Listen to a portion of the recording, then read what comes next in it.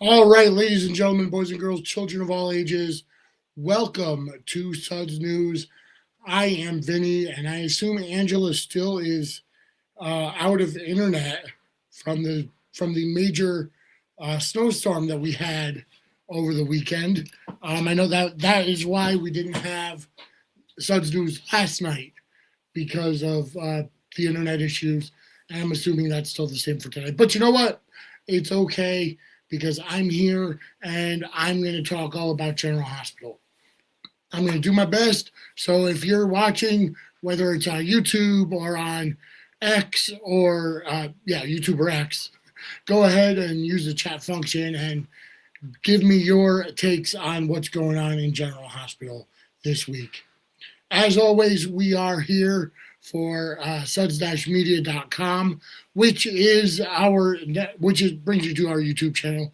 So make sure to go ahead and hit that like button, turn on the notifications bell, and hit that subscribe button. You can also go ahead and give us a super chat or a super thanks or a super sticker and help support the network.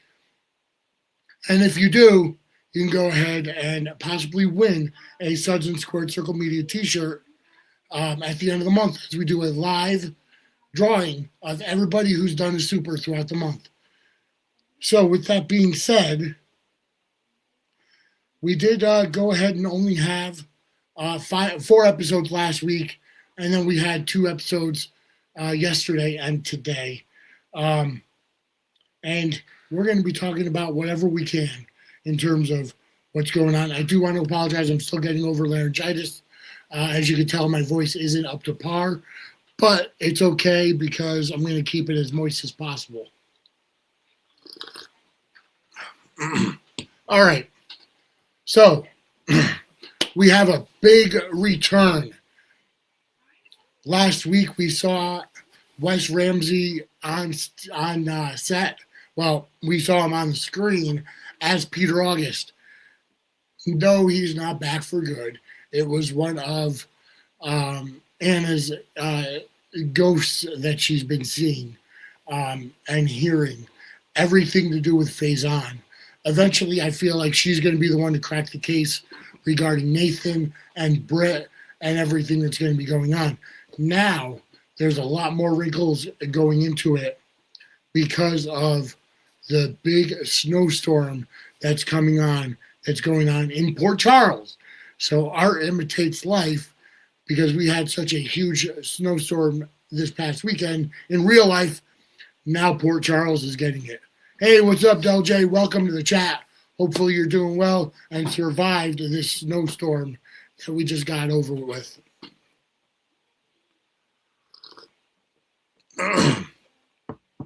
All right. So, I mean, obviously, Wes Ramsey coming was a one-off. It wasn't about him coming back for good.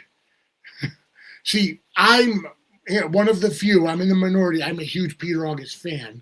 I liked Wes as Peter, and I liked the character itself. So, I'm sorry. I know I'm in the minority, but I really enjoyed him there. I don't know. I like the style of the character. And welcome to the chat, TV watcher and Cappuccino. Hopefully you guys all survived the snowstorm with little to no damage.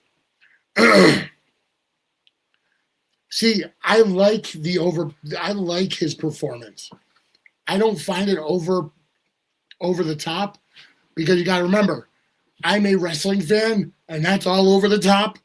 But Peter's character reminded me a lot of Jake the Snake Roberts. Where you had to really pay attention to what he was saying because his voice is just so calculated and lower pitched, almost like a whisper. And you had to pay attention to what he's saying. So that's why I really get it. So watching wrestling all my life, you get the over the top, like Hulk Hogan and the Ultimate Warrior and Macho Man Randy Savage. But then you get that one character of Jake the Snake Roberts that whispers and then raises his voice for that one moment, but you have to listen. So that's one of the reasons why I like Peter August. And I don't mind that slow, methodical performance. But he did come back. And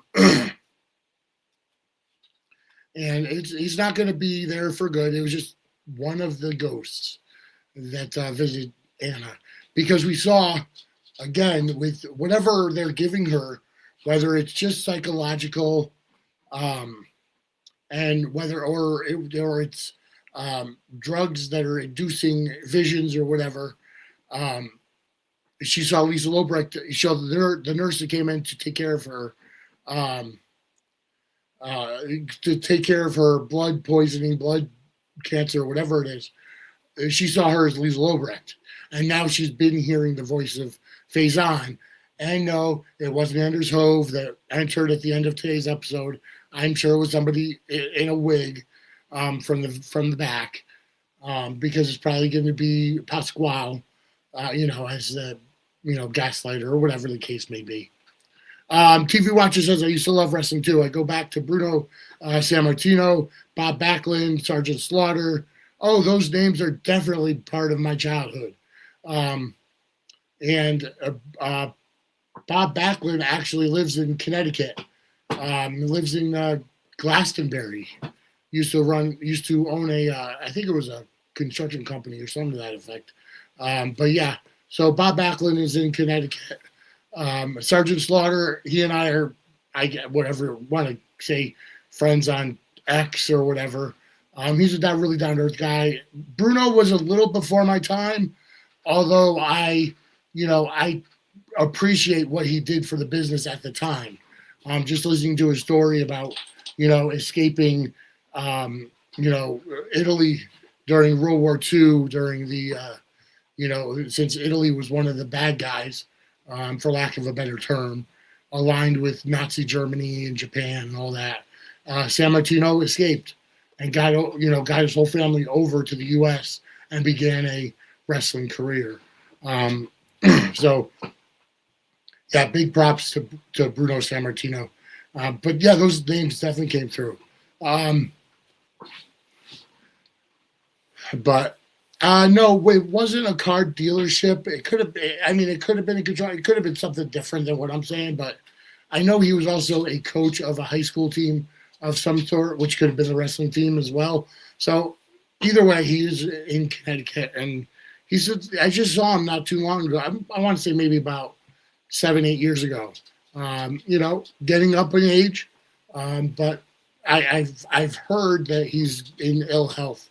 But anyways, kind of getting back to General Hospital.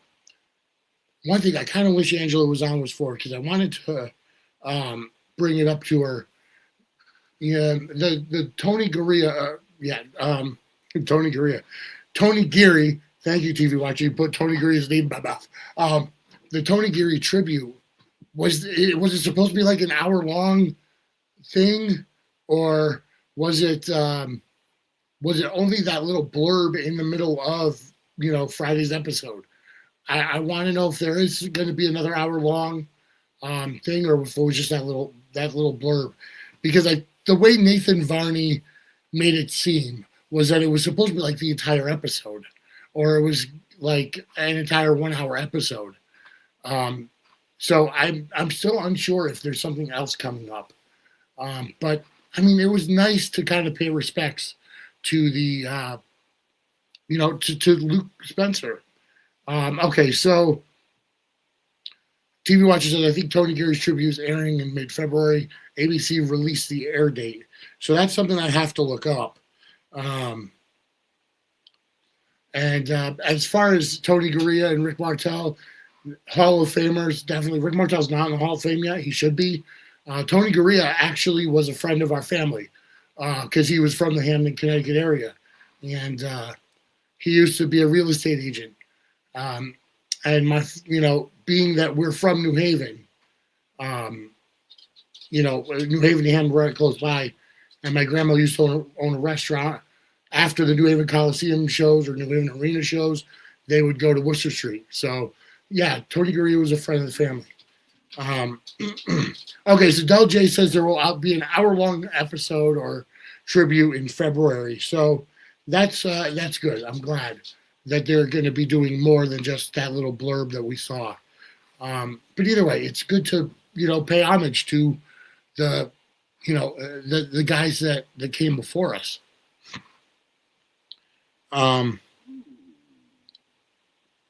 And so yeah, they really were a great wrestling duo. Believe me, it's not a coincidence that my network is Suds and Squared Circle. I'm a huge wrestling fan. I'll actually be on a Royal Rumble preview show tomorrow with the EVP show. So I still watch wrestling, religiously, and I do talk about it too. So, all right. So tell me what you guys think about, this turn of Jocelyn. We saw Jocelyn today go and basically bomb the substation or electric grid that sends the electricity to Spoon Island, to Windermere, because she wants to go check out the catacombs to find out what's down there. Clearly, she's not paying any heed to Jack Brennan telling her to stop, which I don't blame her for not listening to him. I understand that he wants to keep her from Agent Cullum, or she's a deputy director, or Director Cullum. But at the same time, she's been assigned this case to find out what Faison's final project was. And now he's pulling her off because why? Because Cullum's involved now. So we know that this is kind of setting up something really, I don't know, really weird. Okay, February 20th. I'm going to go ahead and put this up there. So February 20th is the tribute episode. Thank you so much, Del J. I appreciate that. All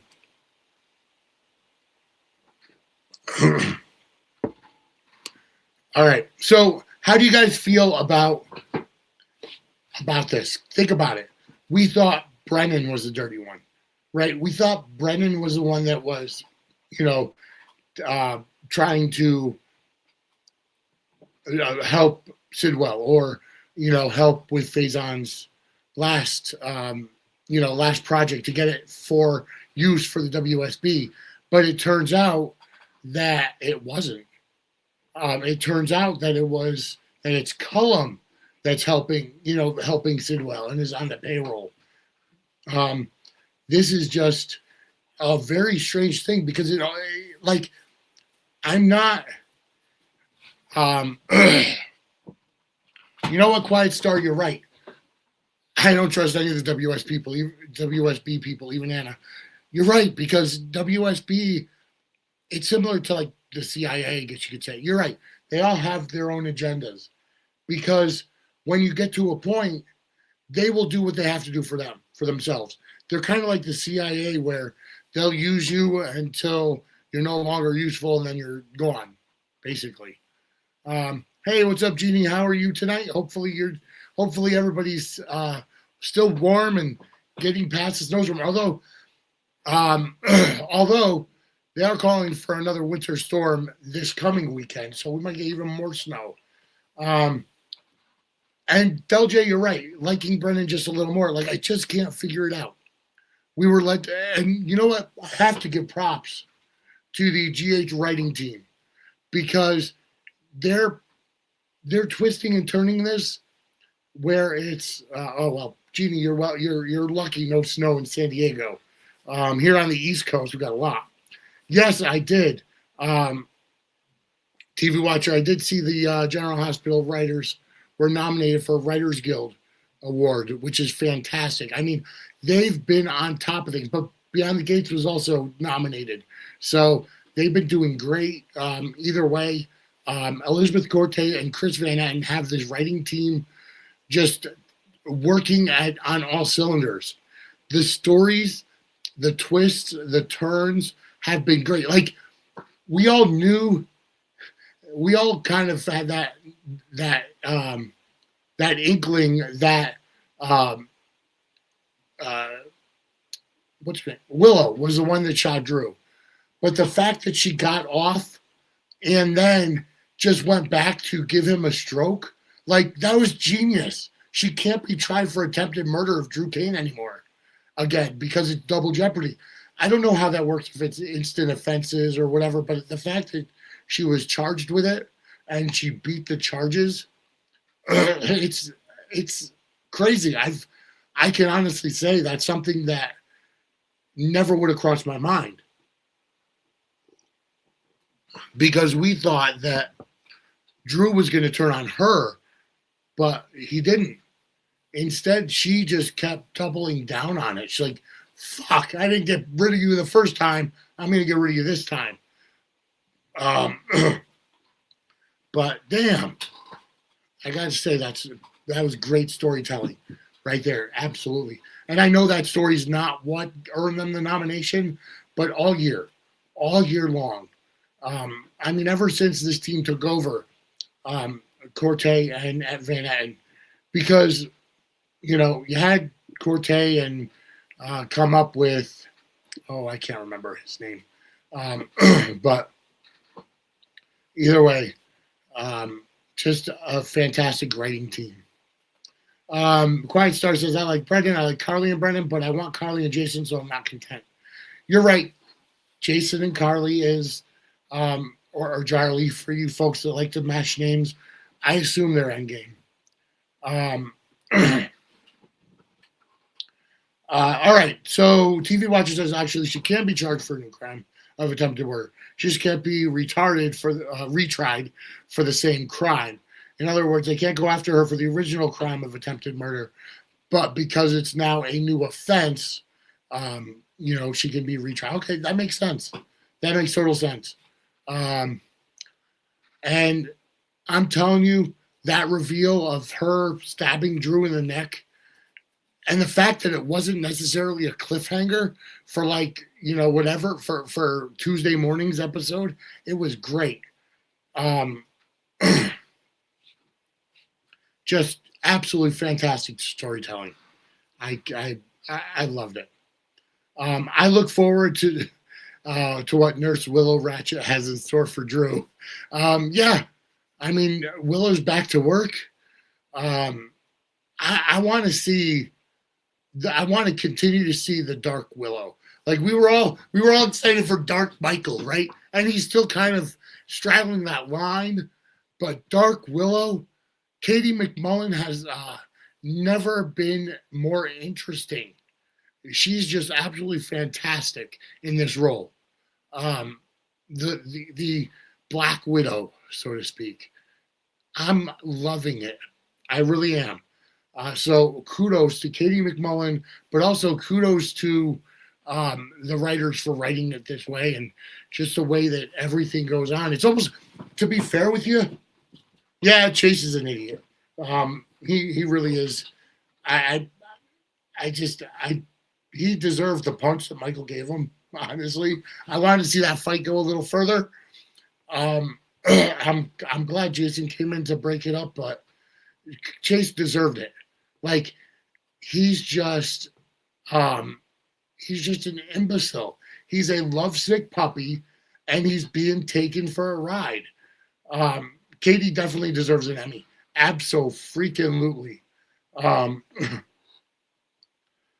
And you know, he's been taken for a ride from both of Nina's children, both twins, Nell and Willow. So, Quiet Star, I understand what you're saying, but in his mind, he was right because she was found not guilty. So the fact that we as the audience knows that, you know, she is guilty and knows that she's continuously trying to kill Drew, like Chase thinks that he is right. We know he's not, and that makes him look like an idiot. But, you know, he's playing it to the top. I'm almost wondering if Josh Swickard might be leaving. Considering he doesn't want to, you know, he says that he says that, Chase said that he's going to take the beat position, go back to the uniform, work his way back up to the detective's exam and all that. Wait until all this comes out. Willow's going to end up going to, I guarantee you, Shady Brook or something to that effect when all this actually does come out. I don't know if Chase is going to cheat on Willow or cheat on Brooklyn before he realized Willow's not all there. It could happen. There's clearly tension in that relationship, but I'm not sure. I guarantee you, if anything, it'll happen when they get approved to when they get approved to adopt. That's the word I was thinking of. So TV Watcher says Josh Twicker and his wife are expecting another baby. He may not want to hit the unemployment line right now. Yeah, I agree. He could take some time off. But I agree with you. I don't think, that was just me talking out loud. I don't think there's no rumors. I don't think he's leaving. That was just a thought I had. But yeah, you're right. He does need a job before adopting a child. Well, he still has a job. He's still, going to accept the demotion and, retake the detective's exam when he has to, when he has earned their trust. Come on now. The Port Charles Police Department needs good detectives. Chase lost his way. Chase was just literally pussy whipped, but just not by his wife. And if you are wondering who you were pussy whipped for, I got somebody you could talk to. Are you having problems in the bedroom? Are you having problems with your sex life? Well, I know just who to talk to, and that's Lori. CoachingByLori.com is where you could set up voice, video, or text sessions to talk about sex, to talk about intimacy, kinks, fetishes, taboos, fantasies, or your sexuality. You could talk about coming out and what to expect when you come out. Lori is a sex therapist and talks about your sexual health. Lori's offering all new clients 20% off their first session with the coupon code WELCOME. That's Coaching by Lori, LORIE.com. Coupon code WELCOME, WELCOME, for 20% off your first session. All right, welcome back, folks. I agree. Brooklyn is way more forgiving than I would be. But it's true. She saw him go rogue. Like even Dante. I think, honestly, Chase could have literally been kicked off the force. But they need good police officers. So, so they go ahead and give him a demotion. And he's got his way back up. I feel that's more than adequate for what he did.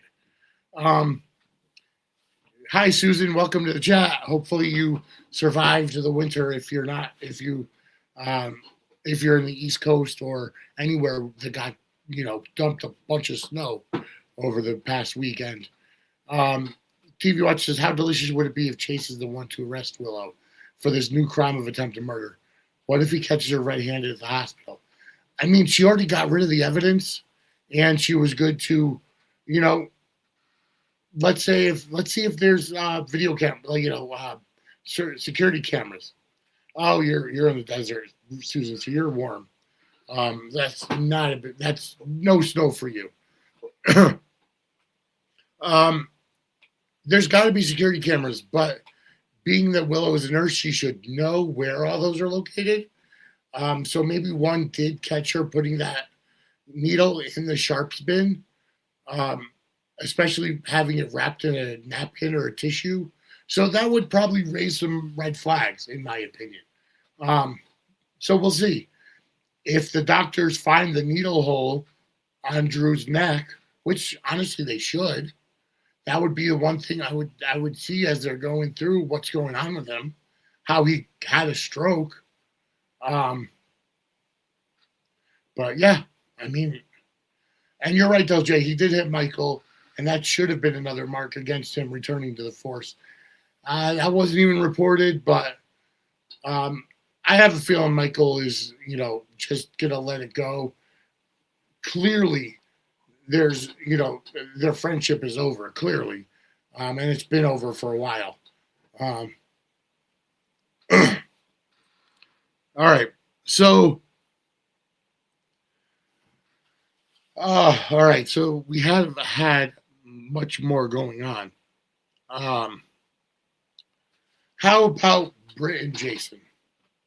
Cullum says that Britt has to get rid of Jason, break up with him, and no longer hang around with him. Um, and Jason's like he wants to find out what's going on, and that she's in over her head, and she just isn't.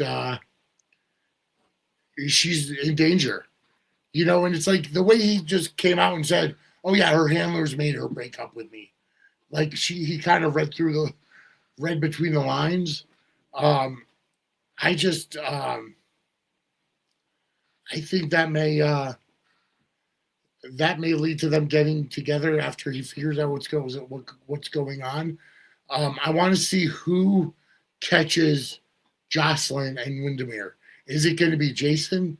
And Jason and Jocelyn kind of team up and find Anna or whoever might be there. It's a possibility, or could it be Brick? I don't think Stephen A. Smith generally comes around for longer stints than 1 or 2 days, but I mean, it could be. It really could be.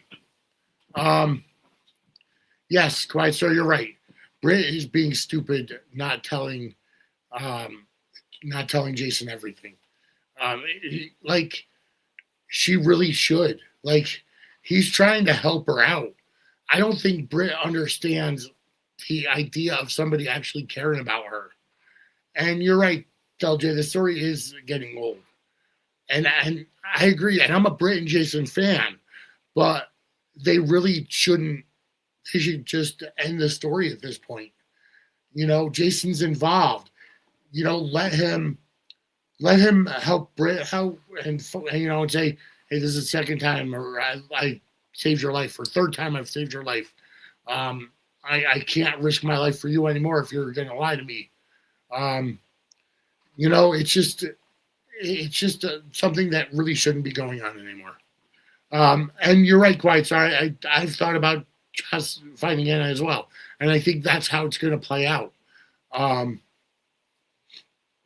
Since she, got the electric cut because of the storm. Now, with this snowstorm coming in, that's going to bury Port Charles. Is Jocelyn going to be stuck on Spoon Island? And like I said, who's going to catch her in the act of, breaking into Windermere? Because I know from the teaser today, she says, who would ever think about breaking into Windermere on a night like this or something like that? So she's getting good. I like her as a WSB agent. She's probably the only likable WSB agent.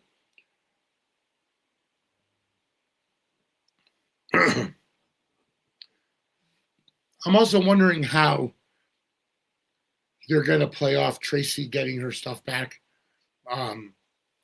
Her, getting the Quartermain stuff back from Drew's house by breaking in with a moving company. And the moving company didn't want to come out because of the snowstorm. So now Gio and Emma are going to help her. That's just hokey soap opera stuff. That's just, they're going to get in trouble somehow. How you doing, Connor? Who do you think will be Johnson's new boyfriend? Not sure. I mean, we thought it was going to be Vaughn, that he would be coming back, but apparently he's gone. Like he had projects back to back, and just kept getting new projects, and he's gone. I don't know. I mean, I would love to see them bring Dex back, but I don't think that's going to necessarily happen. So I mean, let her stay single for a while. I mean, let her focus on the WSB stuff, and then we'll see who her new boyfriend will be. Maybe it'll be Kai, maybe it'll be if Trina and Kai break up, or, maybe it'll be, I don't know. I'm just pulling things out of my ass. Maybe somebody else comes in and is Josh's new boyfriend. Because everybody else on screen that might be in a rage group, I think she's related to, honestly. So let's see. What else? Let's see. How do you feel about Sonny manipulating Ava? Kind of telling her directly, have nothing to do with Sidwell, knowing that she'll go directly to Sidwell. Like, that's a fantastic mind game for Sonny to play. Something that I haven't really seen him play recently. So it's just, and you're right, though, Jay. No matter how beautiful Eden McCoy is as a person, she needs to keep her clothes on for a bit. That's just it is what it is. She does need to keep her clothes on for a bit.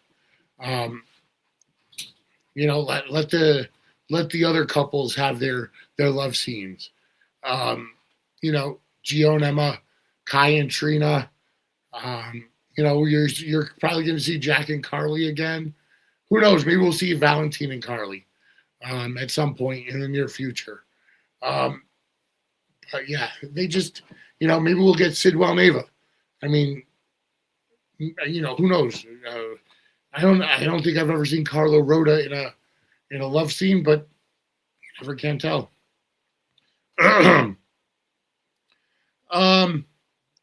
We saw Brick meet Curtis this week, yesterday actually, because he saw Jordan. I thought that Brick and Jordan would have hit it off, but knowing that Stephen A. Smith is just a part-timer and comes in every so often just for a cameo, he's not going to have necessarily a relationship. But he's always good to have as a number in your phone, as a contact. Who knows? Maybe this might lead to Curtis and Brick teaming up at some point for whatever it may be. I'm liking the different directions that the story can go to. I really am. Let's see.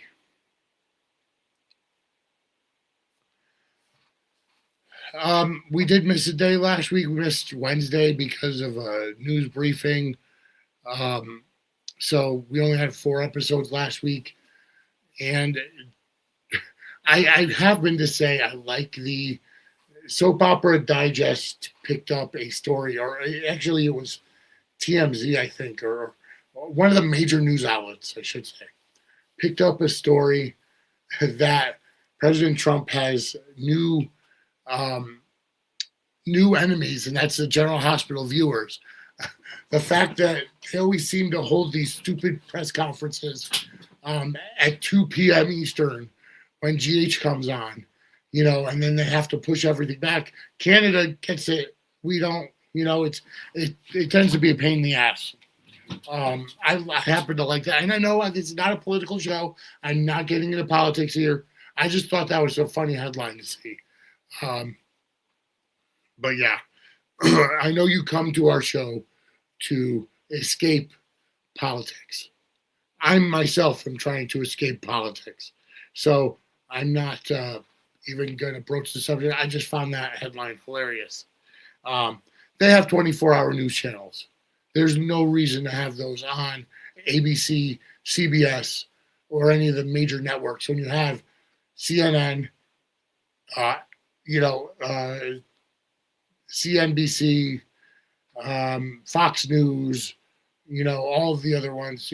There's no reason to put it on the networks and take off day programming that actually get somewhat good ratings. Let's see. So, yeah, I don't know, Jeannie. A lot of people hate him. I don't know what Daily Motion is. I don't think I've ever heard of that. Or I've heard of it. I don't exactly know what it is. But yeah, they have all the news channels. Del J. Brick doesn't impress me at all and didn't want him with Jordan. Yeah, I can understand that.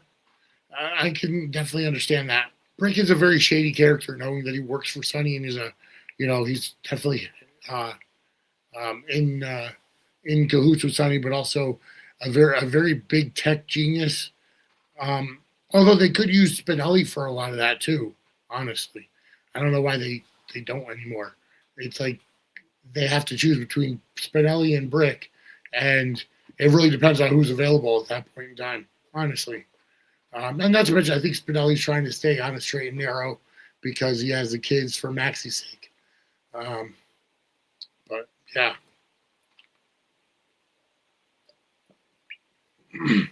Okay, so Daily Motion is like YouTube. So it is it looks like they're going with Isaiah and Portia. I felt that Isaiah and Jordan would have been really good because now they're recycling Jordan and Curtis. And who's to say it's not going to end up the same way it did the first time? I mean, Isaiah and Portia, both two beautiful people. And yeah, I agreed. Curtis and Jordan doesn't make sense. Like, I understand exes go back to each other, and there's always those feelings there. But the way that they ended, because Curtis was upset, frustrated that Jordan had to keep secrets from him for her job.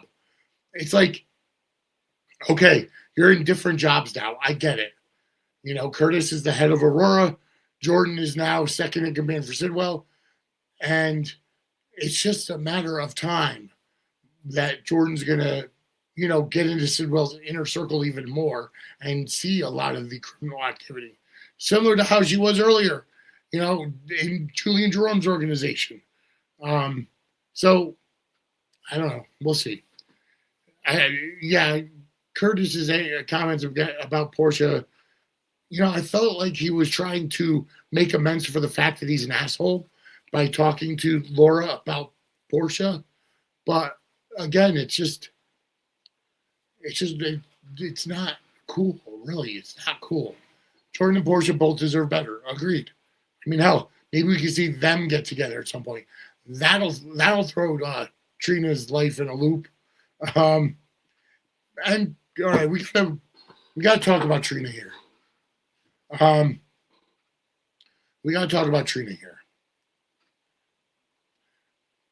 She's been acting like a petulant child.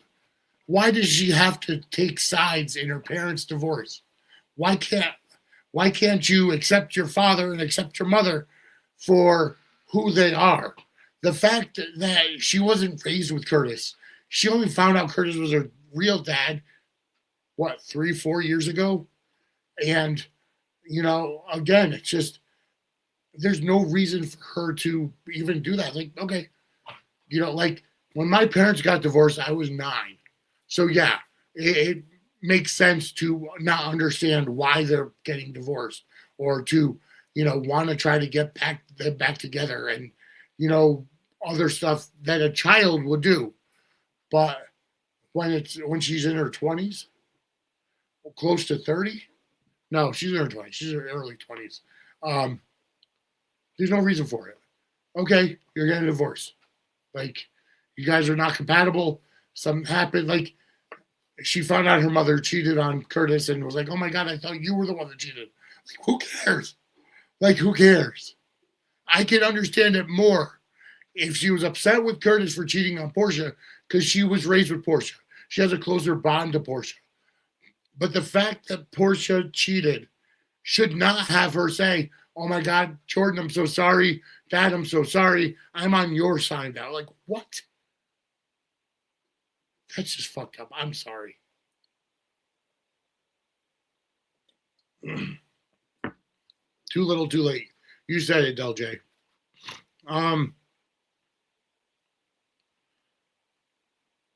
Let's see. So thank you so much, Wrestling R Us. I appreciate you for reposting the stream. Definitely. Let's see. By the way, I do want to say that at some point in the near future, we're going to have a guest on the show. He's an independent wrestler, and his name is Big Daddy. He's from the Connecticut area. He's a huge General Hospital fan. and we were talking. I have another project that I'm working on called Booked Beyond Reality. You may have seen it, regarding fantasy wrestling matchups, and I reached out to him about coming on one of those episodes. But he said he's a an OG GH fan, so he may come on there. May come on here to talk about GH at some point. So that'll be cool, and I'll keep everybody posted if and when that takes place. Let's see. So I like how Tracy went to Jason and said, "Oh, you know what? I'll give you an alibi. If you were the one to try to kill Drew, I will give you an alibi." And he's like, "This time it's not me. It was not me at all. I was actually ruled out because I was out of the country or whatever the case was. So it wouldn't go back to Jason." I really love how she's trying to keep the family together by providing fake alibis for everybody after the trial, right? Oh man! All right. Let's see what else we got. So Emma went to Nathan about Anna, try to find out what's going on, considering, she hasn't been able to get in touch with Anna. And I like how Jack kind of figured out that it's not Anna actually talking. It's more of an AI voice. Wait a minute. No, he hasn't figured that out yet, but he has figured out kind of something is up. So, we'll see how that goes, how that plays out. I like how Brennan kind of talked to Nina and said, like, listen, I can always make the evidence against Willow reappear if you don't do what I have to do. And, Nina made the overture toward Charlotte. And, or she, towards Lulu to have Charlotte stay over. And now they can't find Charlotte. Charlotte was, eavesdropping on Nina and Jack. So she must have, I don't know, assuming run to Valentine. We haven't seen where she ran off to. So we'll find out tomorrow. Let's see here. Let's see.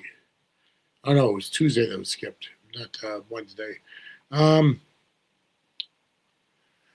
all right. I gotta ask everybody. Cullum, and there's nothing against the actor, but the new guy Cullum, does he not look like Roz from Monsters Inc. with that puss on his face? Just that perpetual hangdog, puss on his face. He literally looks like Roz from Monsters Inc. Pull up a picture if you don't remember.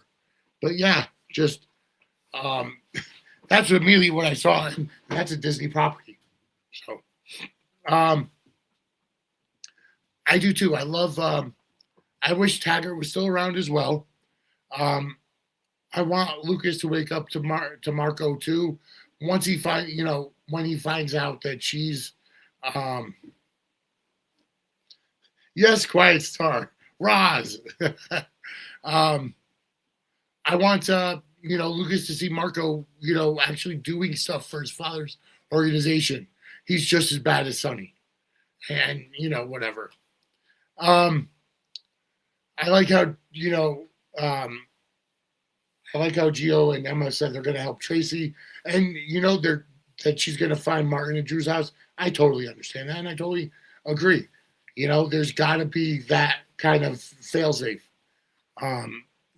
But again, Martin was supposed to arrange the pickup of the stuff and the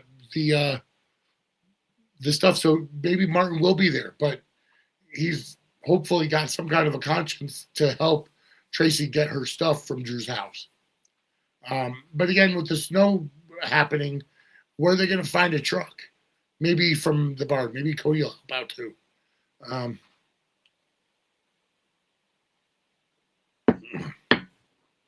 All right, folks, it's been 45 minutes. It's going to be a short episode tonight because my voice is still, like I said, as you can tell, not 100%. Kind of hit the main stuff. We'll be back next Monday at our normal time at 8 p.m. Eastern on Monday. Hopefully Angela's internet is back by then. But anyways, folks, I want to thank everybody for watching and tuning in and putting up with my voice. Hopefully by next week, that'll be better too. Because I finally got my antibiotics. But, we'll be back next week.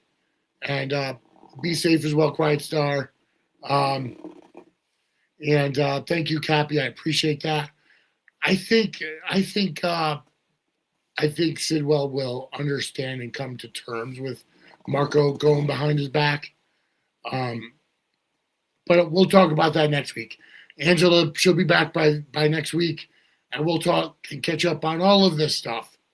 Don't forget, Thursday at noon is Dockside at the Bay, and then Sunday night, 8 p.m. Eastern, will be episode 2 of Book Beyond Reality. And then tomorrow night at 7 p.m. Eastern, I will be on the Royal Rumble preview show with the EVP show and many other people. So we will be back next week. Thank you all for tuning in. I appreciate that. Follow our socials. Go to suds-media.com or linktree.suds-media.com for all the information you need for our show and help us out. Send us a super chat or a super thanks or a super sticker. Help us out, support the show, and you may win a free t-shirt. May win a t-shirt at the end of the month. All right, folks, we'll see you next week on another episode of Suds News. Have a great night, everybody.